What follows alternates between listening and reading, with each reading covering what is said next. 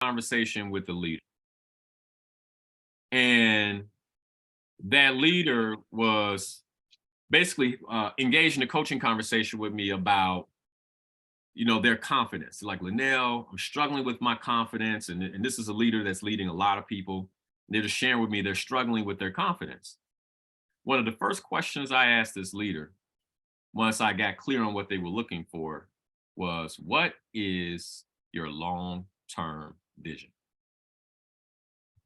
Now, one of the reasons I've seen many entrepreneurs struggle and even fail in their businesses is because they have not established a long-term vision. What is the long-term vision of your business?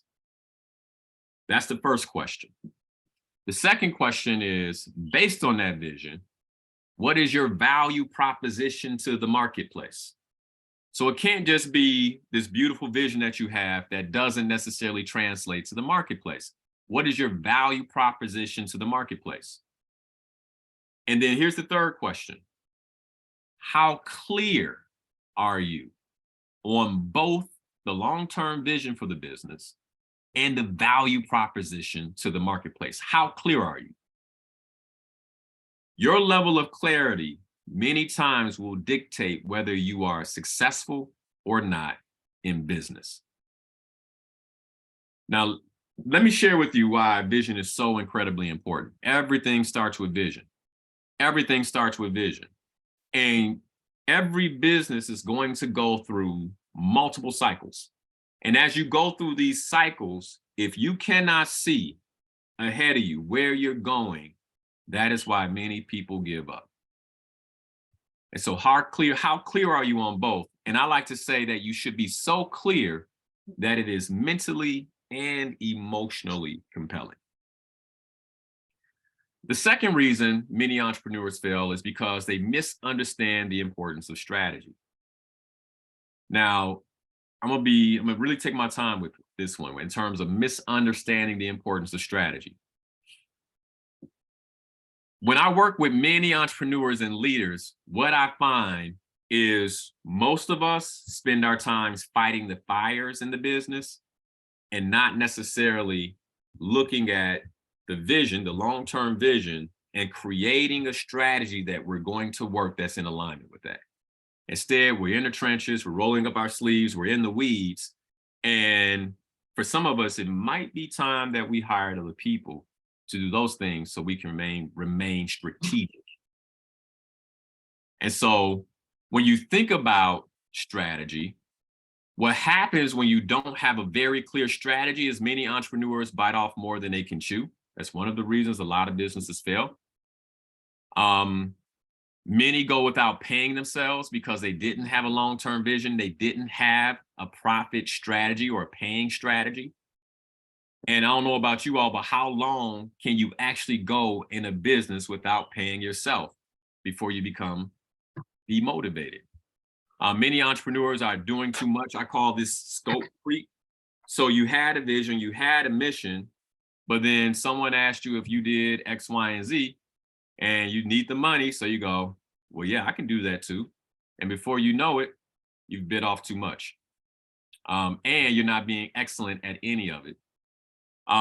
Failing to properly plan, and also knowing how to execute what I call the 80-20 rule. The 80-20 rule is based on Pareto's principle.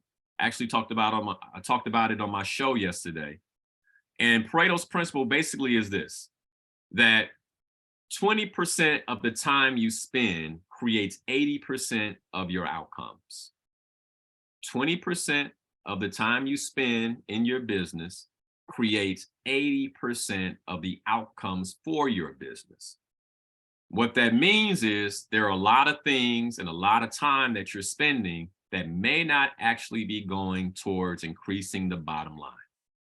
And so as CEOs and entrepreneurs, we have to be very thoughtful, strategically thoughtful about the work that we're doing. Reason number 3 is a lack of financial competence. And so here's what I mean by a lack of financial competence. 1, does your business have a budget? And is it budgeting for salary, for marketing, for miscellaneous expenses, and for those taxes we just talked about. If you have, or when you have to cut the fat, do you actually know where the fat is? Like, you're very clear, here are the things that can go. And are you writing off a portion? Are you writing off the right things? A portion of your rent, a portion of your utilities, a portion of the car expenses, et cetera, et cetera. But a lot of times entrepreneurs fail because they have a lack of financial competence. And some of these things I'm sharing, for some of you may seem fairly elementary. And for others, I can guarantee you somebody's writing this down like furiously right now. Like, oh my goodness, right? Here's number 4. Here's number 4. Number 4 is not being an expert in your market. If you're going to sell a service in a particular industry, then not only do you owe it to yourself, but you definitely owe it to your customers to be an expert in your industry, an expert in your market. Sometimes we think prices, or well, I'm gonna underprice it. Let me tell you something I learned a while back. I actually could tell you in the form of a story. So some time ago, I wrote a course. It was for distinguishing your purpose on the planet, discover and live your life's purpose. And so I wrote the online course. I shot the videos for the course. I did all the work necessary for the course. And then it came time to actually launch the course. And I was excited about it. You know, you send out your emails, you got your email marketing, you got your social media marketing. And I was really, really excited about this. And I think I did it around a Black Friday at some point, you know, so it was like, this is back when Black Friday was a big deal. Now it's kind of like, you know, okay, a couple of sales. But back when we were really excited about Black Friday. And so I launched the course, and I thought I was giving everybody a great deal. Right, I'm gonna sell this. I think it was for like $97. And once the weekend went by, we began to look at the numbers. We were like, oh man, what's going on here? Like, we aren't getting the sales that we thought we would have. And we began to go down a list, a lot of things that I just shared with you all around value proposition, around is the message to the market right? And we were checking every box. Okay, we got that, we got that, we got this. And then someone on my team said, well, I don't necessarily believe you could change my life for $97. I think it's too cheap. And so we decided to go up on the price. And guess what happened? Sales went up. And so sometimes when we think price is the place that we can play, you know, depending on what you're selling, people they don't want value. They want competence. They want excellence. And if it's too cheap, I'm just not sure that you're going to provide me that. Right? It's unbelievable. I don't believe I can get all that value for so little. And so this is another reason why being an expert in your market and doing all the market research and understanding the value proposition is incredibly important. Number 5, breaking promises. There is nothing more critical as an entrepreneur than staying fully committed to your word. Nothing more critical. And I'm gonna tell you all something. One of the things that I know, and I experience this all the time working with other entrepreneurs, is that the marketplace is in desperate need of entrepreneurs who do what they say they're going to do. Like entrepreneurs who actually do what they said they were going to do. If you want to differentiate yourself, if you want to clearly differentiate yourself in the marketplace, you got to be an expert. But once you cross that line in terms of being an expert, if you do what you say you're going to do, you will always have not only repeat business, But this is where referrals come from. If you go out and search social media, you won't see any post of me saying, hey, here's a cool story about a client and at the end, book a call with me. And I'm no shade to anybody that does that, right? We're all in different places in our business. And when you're growing your business, sometimes that type of marketing is necessary. I say that because at this point, I've been coaching for well over 10 years. I've been supporting people for well over 10 years. And so what happens is you begin to gain momentum in terms of your product and the excellence that you provide people. So I don't have to market. There are enough people who I've worked with in the past, who I've coached in the past in some capacity, CEOs whose teams I've did leadership development for, who are talking to other CEOs and other clients, former clients who are talking to other potential clients, where they keep a funnel of business coming my way that's more than I can handle. So I don't have to advertise. But the major reason for that is what I call personal integrity in my business. I do what I say I'm going to do. And that's how important that is. Like if you get that one, you'll always be in business. The next thing aside of number 5 in terms of breaking promises is, as an entrepreneur, you have to know when to say no. Like if I'm clear on my value proposition, I'm clear on the vision I have for my company, I'm clear on the long-term vision, I'm an expert in my industry, and then someone that is asking me to do something that is maybe not quite what I do, why would I put my entire reputation on that one payday? And this is where a lot of times as entrepreneurs, we make mistakes. And this is what I call scope creep. And I can give you lots of examples where that's happened for me, but one of the examples of where this happened is I had a CEO reach out to me, and the type of consulting they wanted me to do is just not the type of work that I do. And often that you'll be tempted with, they'll say, well, we'll pay you this much. And it's like, but that's not what I do. Okay, well, let's talk about how, if you have other ways, we can wait. We can push it to the fourth quarter. I don't think you heard me. That's not what I do. And so staying inside your lane, knowing what is outside the guardrails of the business that you run, and knowing how to say no is really important to being successful long term. The last one, and I think the most important piece, is knowing how to take feedback from your customers. Now, I'm just going to pause right there, because, when somebody wants to tell us about ourselves, when somebody want to talk about our business, a lot of times we don't have the space or the time. I'm like, oh, today is not the day.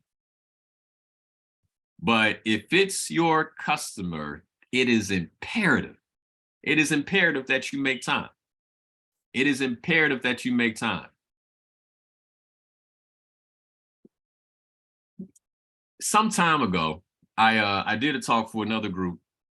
And one of the things that I shared is, one of the mistakes we make as entrepreneurs is we're always looking for the encouraging word, but we're not looking for the word that's going to take us the rest of the way. Like, how is that cupcake? My wife and I, let me tell you a quick funny story. So my wife, she love her to death. She will support you. If you come to her with your business, she gonna support you. She gonna say, what you got? And I'm gonna buy it. Because she's always supporting Black entrepreneurs. And so one particular entrepreneur approached my wife, and he was selling cupcakes. So my wife, we don't really eat sweets like that, but we gonna support you, brother. And so my wife bought some of his cupcakes. And so she bought the cupcakes, she bring them into the house. She said, oh, Linal, I bought these cupcakes from so-and-so. I'm like, oh, okay, that's what's up. You gonna have one? I'm like, I'm not really. Well, come on, you got to tell them. You got to, let them know how good they are. So I took one little bite into the cupcake and I said, oh boy, you're not going to be in business long. Because the cupcake, it just wasn't there. So then my wife takes a bite and she goes, ooh, my. And the cupcake just wasn't there. Now, here's the problem. We should be able to give that feedback, right? I mean, as a customer, we should be able to go and say, hey, bought the cupcake. It's a little dry. You might, did you miss the eggs, or, did you put enough baking powder? Like, something's missing. And that should be accepted as a gift. Like, let me make more cupcakes for you. One, because I messed up on those, and two, thank you so much, so I don't make the mistake again. But let me just hear from real quick from you all. How many of you all think it would have went that way? Hey man, your cupcakes ain't that good. How many of you all think we would have been thanked for that feedback? From an entrepreneur. Got one. Yeah, somebody said not a chance. Not a chance. Probably not. Probably not. And when you're an entrepreneur, I really want you all to get this, circle it, write it down, like, put lines underneath it. When I am an entrepreneur, my customers' feedback is gold. It is what keeps my business going. It is what keeps my business going. I'm looking at the comments right now, and I see Janae said, I would have thanked them. Well, that's likely why you're successful, sis. Right? But James said people hate the truth. And one of the things that we have to do as entrepreneurs, we have to fall in love with the truth. That's what's going to keep us in business. Fall in love with the truth. Did somebody say your cupcakes are bogus? You say, oh man, what part of it was bogus? Was it the frosting? And how can I get you? You bought 4, let me give you 8 of my new batch. Tell me that they're better. I would keep giving them cupcakes until they come back and say, ooh, that was amazing. Okay, now I got the recipe right. But that's how we have to think about our services and our business. And here's the problem. I know it's our baby. We've been working a long time on birthing this baby. And for somebody to say they don't like it hurts. But it's imperative to our overall success as entrepreneurs. And this is why I go back to number 1. This is why the long-term vision is so important. Because when I'm playing for the long term, then in the temporary, right now, my feelings being hurt, well, I can get past that. All right. Number 6. Number 6 is the inability to delegate. The inability to delegate. More often than not, I'll have entrepreneurs who come to me and they say, I'm stuck in revenue. I heard, you help so-and-so triple their income. I want to work with you. How can we do this? And I can almost guess where they're falling down when they share that with me. Say, hey, how much are you making right now? They'll share with me how long you've been making that. Typically, most folks are trending about 3 or 4 years at the same thing before they start reaching out for help. I say, okay, tell me about your leadership. That's the first thing I'm gonna say. Tell me about your leadership and tell me about your team. And the reason for that is what I've learned is because many of us struggle with delegation, we lack leadership competence. And because it's my baby, I birthed this baby, I put this baby in the world, we lack trust. Can't nobody else hold the baby. Can't nobody else do nothing for the baby. This is my baby. But the only way that we can scale is that we have to practice a new level of leadership competence. And at the same time, we have to practice a new level of trust. We have to trust that we are capable of hiring people who care as much about the business as you do. Okay. And then the last piece that I've noticed in terms of the inability to delegate is that what ends up happening more often than not, the business can be successful, everything can be going well. And what ends up happening more often than not, if you don't properly delegate and set yourself up as a leader, then entrepreneurs burn out. You just simply fizzle out. And that happens And this is how it typically will go. And I've seen this happen so often. Entrepreneurs not taking vacations, not taking care of themselves, working, I mean, not 9 to 5, like 9 to 9. We know how that goes, right? As entrepreneurs, working 9 to 9, 7 days a week, and eventually you burn out. But for us, burnout typically is sickness. And how can you run your business from the hospital? And this is one of the reasons why it's so important that you build a team of people that you can trust, who are around you, who can support you. One question just to ask yourself is, how long can you go away? Like, how long could you actually step away from your business? And by the way, I don't necessarily recommend being away for months at a time. But if you had to, could you? Could you? Would your business still continue to run? And if you're new in the game, then it should be a goal to actually establish a business that can run without you. All right, number 7, investing in the wrong people. Investing in the wrong people. Almost every book that I have read when it comes to building a business strongly recommends that your team does not consist of your cousin them. It is strongly recommend. They like, look, telling you, investing in the wrong people is one of the number one reasons why businesses fail. And so as a leader, one of the competencies that you have to develop is the ability to recruit great talent. How do you recruit great talent?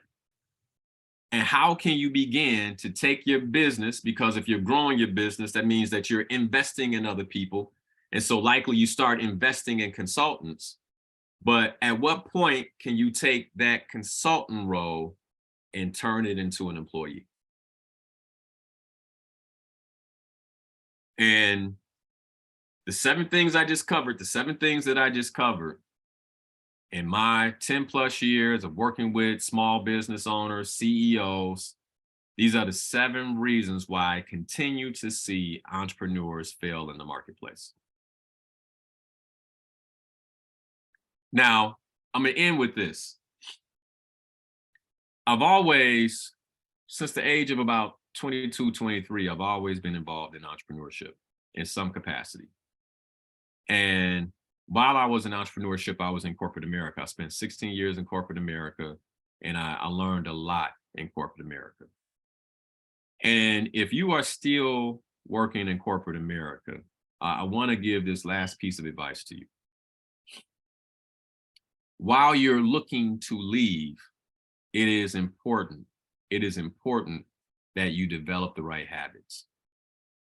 And another big mistake, I don't have this in the top 8 mistakes, but another big mistake that I've seen people make is that they come in to entrepreneurship after having worked at a mediocre level for someone else.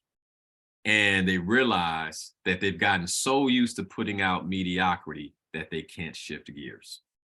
And now it's for them. Now it's for me. And I'm realizing I just don't have that next gear because I haven't practiced going into that next gear. The time to practice for anyone who's thinking about entrepreneurship, you're still in corporate America, you're still working, the time to practice shifting gears. When I say shifting gears, shifting from mediocrity to excellence is now. Excellence is a learned behavior. You just don't turn it on like a car. It is a learned behavior. And if you intend to bring excellence into your entrepreneurship, then you got to bite the bullet and bring excellence at the place that you work at now. It will be one of the biggest gifts that you can give yourself when you make your transition. So with that, I'll go ahead and see if there's any questions that you guys have for me. Love to take any questions you have, and also learn what you, if anything, what you took from the conversation or what I just shared with you all.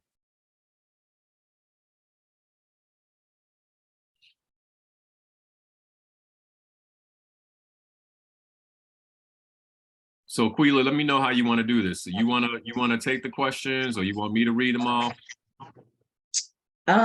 You can read them. If you can see them, you can read them.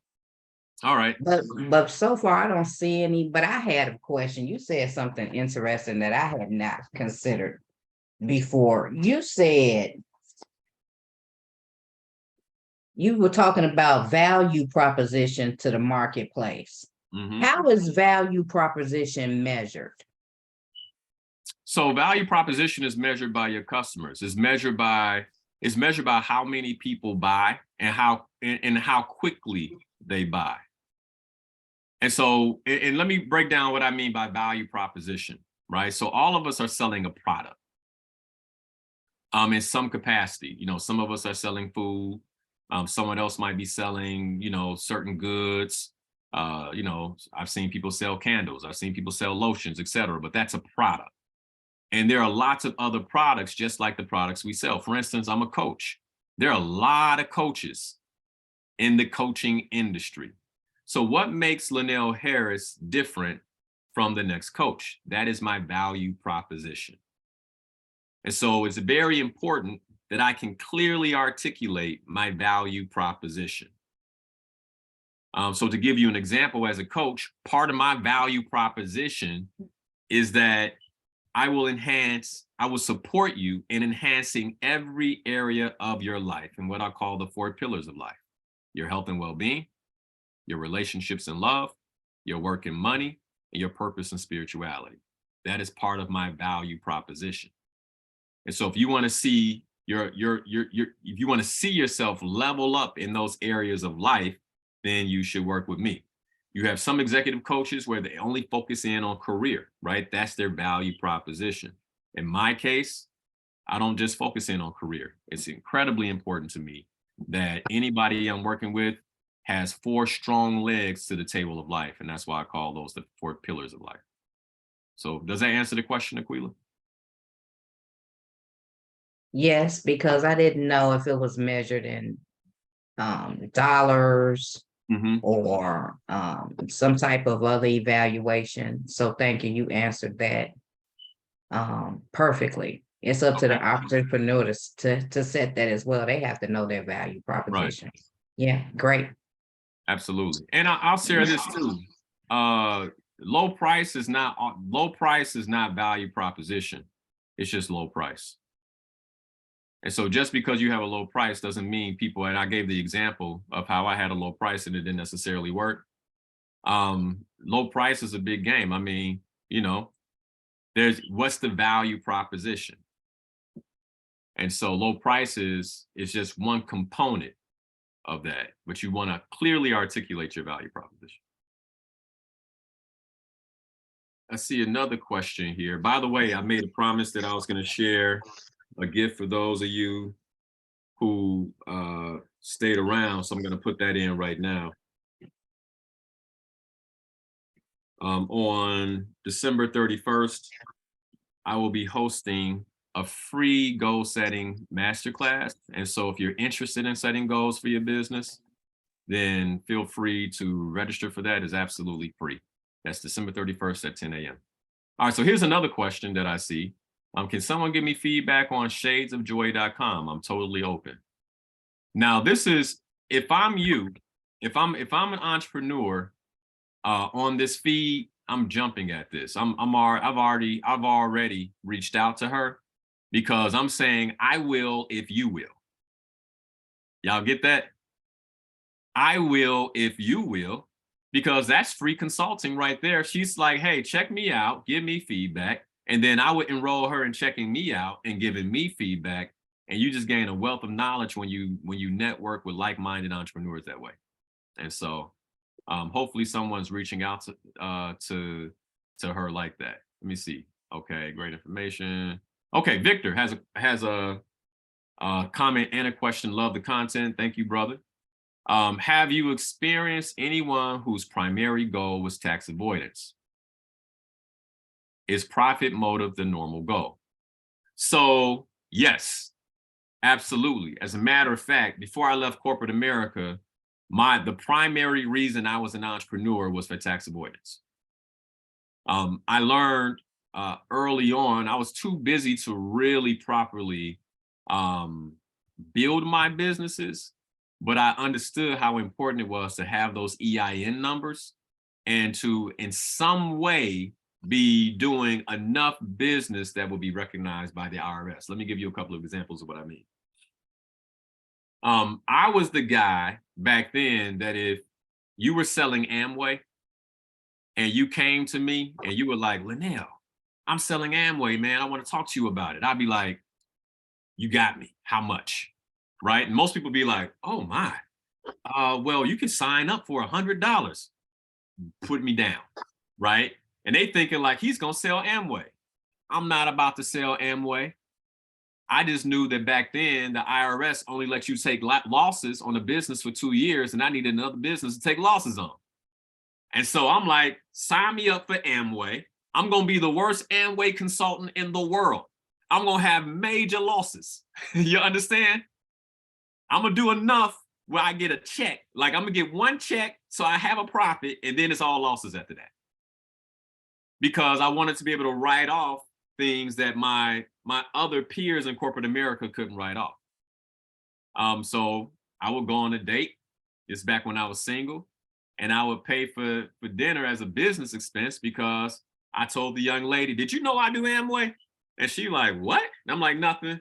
Anyway, so and I would go off into a whole nother conversation, but I had an Amway conversation, and so I could legally write that business off. So if that's something that you're into, you're like, look, I just want to be in business for the primary goal is tax avoidance. I don't think anything's wrong with that. As long as you're clear, like I said, establish your vision.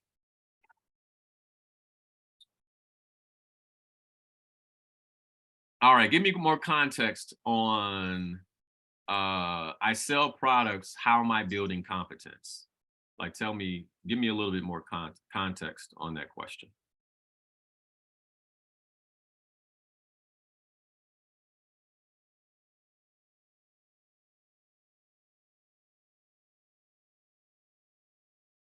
Any other while that's happening, any other questions, thoughts? You can also come off mute and share. Linal, I have another question before Okay. James. I'm sorry, James. You can come right behind me. Okay. Early in your presentation, you talked about we in this recession, right? And so the whole point of us all coming together tonight is because we are launching you in 1 year and we want to help the 10,000 families. But we know we're in a recession. I went grocery shopping today. I know what the prices of food are. So how do you answer the question, how do I start my business in a time of recession? Well, so I want consider this, that a recession is nothing more than a cycle. It's a cycle. And we all know that when we come out of recession, it's only a matter of time before another one's coming. I mean, it's always that way. Depending on my business, this can be the perfect time. I would not let the cycles of the economy dictate how I do business, when I do business, and whom I do business with. Right now, we're seeing serious inflation. Question to my entrepreneurs: have you adjusted your pricing to the inflation? Another reason, I put it here, another reason why entrepreneurs go out of business is a lack of financial competence. At this point, when inflation is at 40%, if you have not adjusted your pricing to match inflation, that's a lack of financial competence. And anybody who knows me knows I speak plainly, I speak clearly. I don't know how else to be. I'm just very direct. But we're two quarters in, going into the third quarter. By now, you should have changed your prices. So again, I'm just sharing that because we have to understand how to ebb and flow with these financial cycles. And so if we're in recession and navigating inflation, it's imperative that I'm going up on my prices. I'm not going, like, if I have my current clients, I ain't said nothing to them. But if you call me and say, hey, you're a new client, you want coaching, oh, best believe there's a new 2023 price. Best believe. Does that answer the question, Aquila? Yes, yes. Okay. I love what you keep reiterating about ebbs and flows.